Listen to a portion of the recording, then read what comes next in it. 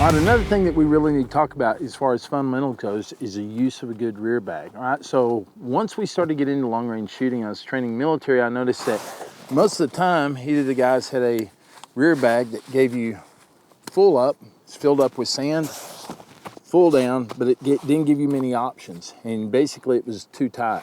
So when we started making these rear bags, basically we found a lot of different uses for them. All right, so with this rear bag, you can actually take it and you can fold it and make something that's very rigid, all right? Or you can turn it on its side, again, it's rigid. You can take a piece of it, squeeze it out.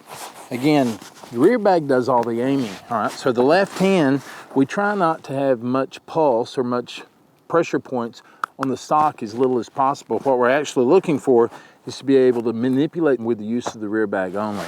All right, so if we take the rear bag and we fold it in half, something like this, squeeze it up, it allows us to manipulate. We can aim left and right. We can let it settle in. I have really good contact. So once I set it up and I squeeze it just a little bit, it's not gonna move. All right, so I can look through it and do all my milling to get my range estimation.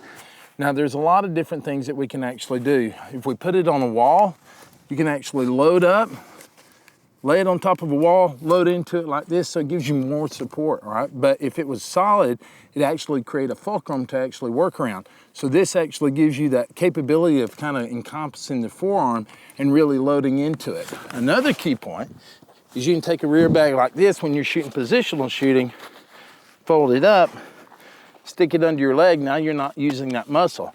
You're using basically that structure that's supported by the rear bag. So you can adjust it up.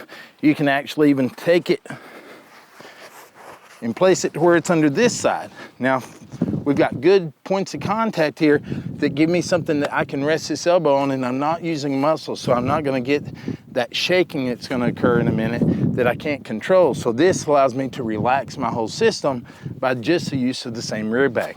We take this as well and place it on shooting sticks. It kind of mitigates, gives you more surface contact is what it does. So it actually gives you better support.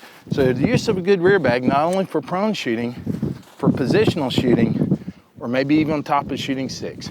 So go out and get a good rear bag or make a good rear bag. If you're looking for a place to shoot, go to wheretoshoot.org. All right, take your family, have fun, be safe.